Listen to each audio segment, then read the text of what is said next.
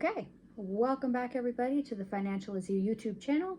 Today we're going to be going over the importance of saving. Now I know in this economy that we currently live in, that's something that's really hard to do. So first we're going to go over the reasons why it's important to save. Then we're going to go over just a few simple steps and strategies on how to save. And then if you want to go to my website of silveroakfinance.com, go to the blog, the financial toolkit, you'll find a ton of blog posts as well on further tips of how to save money in this current economy. But this video is supposed to be on why it's important to save money. So we're going to go into that, then I'll start talking a little bit about some tips that you can use. And if you want more, go to the blog, like, comment, and subscribe. I'd love to hear from you guys. Okay, so the most important thing about setting aside money in a savings account is that you want some financial stability. If something happens to you, if your car loses a tire, or your fridge breaks, your stove breaks, you need a new washing machine and dryer, or something happens and you need more money, then you have that set aside as your emergency fund. Now, there's a lot of different amounts you can do for this. Everybody has a unique amount. I recommend starting at least with $1,000 in the savings and building up on that. Dave Ramsey recommends you go to 6 months savings setup. I think that's a terrific idea. I highly advocate for that as well. But the entire reason to save is for financial stability. That is the biggest goal you can have, is setting aside money for financial stability. Then it brings you that much closer to achieving your financial goals. If you have extra money, you can pay off your debts faster, which means in the long run, you'll be able to save money more because you're not paying so much interest on the money that you owe in debt. So having a savings account will help you achieve your financial goals that much faster. Plus, aside from paying off your debts that much faster, if you have savings set aside, you can use that later on for buying a house, setting up a business, or just any other way to bring in more money and get you further ahead in life. So it helps you achieve your financial goals as well. Then you have, as I already stated, money set aside for an emergency. This is important because some things you don't know if they're going to happen or not. You never know when the fridge is going to break. You never know when the car gets a flat tire, or when the car just stops working and you need a new car. You never know when any of that's going to happen. So it's important to have the savings for an emergency. Your kids growing and needing new clothes does not constitute an emergency. You already know they're going to get big. That's what they do. So then we have peace of mind. That's the next step. I've got my notes here, so you can probably tell I'm looking at them. You have peace of mind is the next thing. If you have extra money set aside for your emergency fund, for your financial goals, for all of your worries, then that's peace of mind you get later on, because if the car breaks down and you need to go get a new one, you already have the money set aside for it. So it's fine. You don't have to stress of where am I going to get the money for it. You already have that set. Then there's the consequences of not saving. The things that you miss out on. You won't have the options to get ahead in life. You won't be able to get a house. You won't be able to get the better car when yours breaks down. You won't be able to build a business necessarily. You won't be able to get loans to do a whole lot of things if you don't have any financial stability or savings. If you have a bad record, it's going to limit what you can do. And having no money in savings is going to limit the experiences and the opportunities that come your way. You're also going to be more stressed all the time because things go wrong. It doesn't matter what it is. Things are going to go wrong. And if you don't have money set aside to counter that, then you're just going to live your life stressed out. And you don't want that. So that's another reason to save and not to not save. So I know this is a shorter video today, but I want to just make the point. This is something very important. More people need to realize. It's something we all need to cover more, is learning to save money, especially if you put it in an account and compound that. We talked about that last week. Maybe it was the week before, but we talked about it in one of the last videos. You can go check that one out if you want a review on compounding. But that's another thing you can do to save money. You can invest it into the stock market. You can slowly over the years, as you build up your money, invest it into real estate, or you can do an REIT. But there's so many options when you have savings. Now, I know this all sounds great. Yeah, I'll save, no problem. But I don't have any money to save. So what's the best bet for me? Well, the thing is, there are always ways we can save. And yes, for an example, I'm going to throw that $5 coffee reference at you, but there are also going to be a whole bunch of others. So don't just stop the video because you've heard this before. Though I'm sure some of this you have.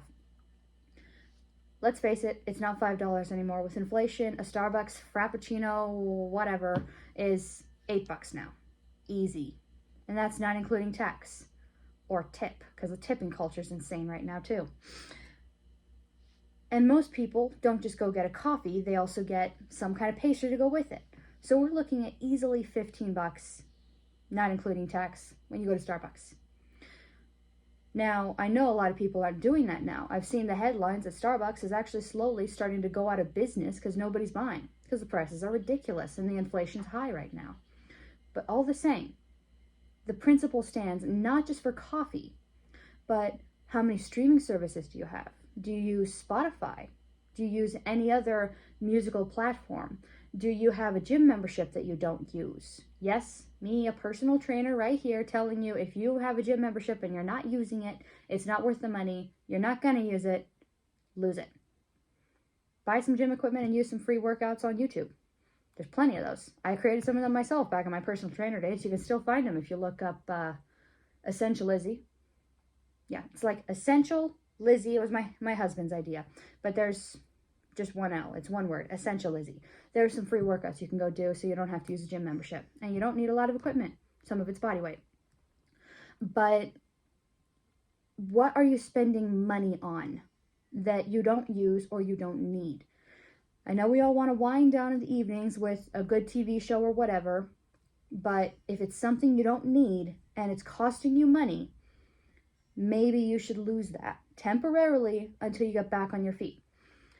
And I know the response because I hear it so many times from people, so I'm not allowed to have any fun in life. I never said that. But there are other ways you can have fun. Go to the library for one, even if you don't want to read. The libraries have a ton now of free movies and shows you can borrow. And for some people that like to binge watch things, watching a 8-season show in 3 days isn't going to be hard for them. Personally, I can think of a better use of my time, but that is me. I'll read a big series in a day, but I like reading nonfiction.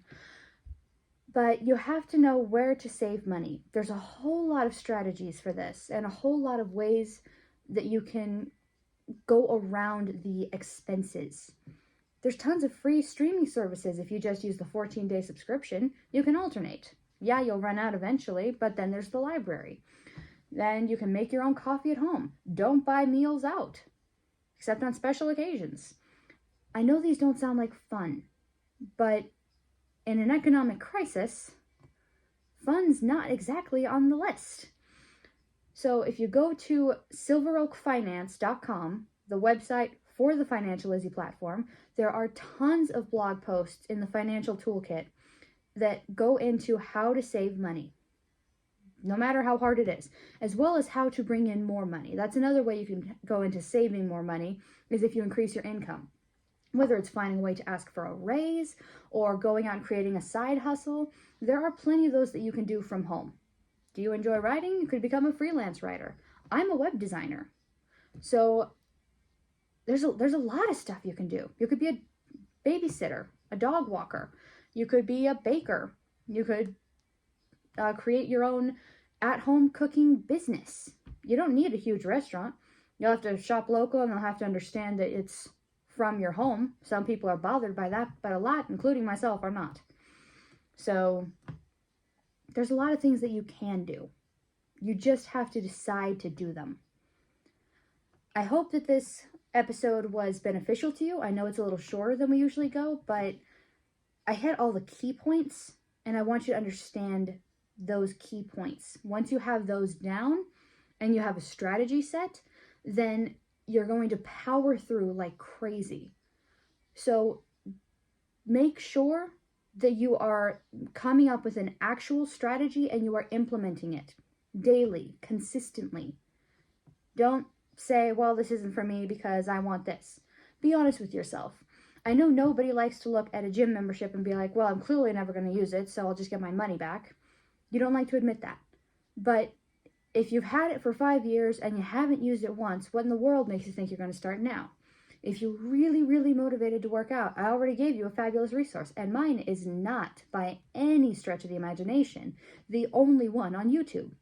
Look up free workouts on YouTube. You'll have a ton of them. You don't have to go to college to learn a specific new skill. You can go to Udemy and buy courses for cheap. You can go to YouTube. Once again, tons of options just for free on YouTube. Now, I'm not saying you can become a doctor by learning on YouTube or on Udemy, but if you're trying to learn a new skill set, like how to be a freelance writer or web designer or whatever, there's tons of courses and videos on how to do just that. You can buy books for relatively cheap, especially if you buy them secondhand. So there's a lot of options for you. I would love to hear from you guys. I'd love to hear what your strategy, your unique problems are. Leave a comment down below. Hit the like and subscribe button. I'd love to hear from you guys. Have a great day.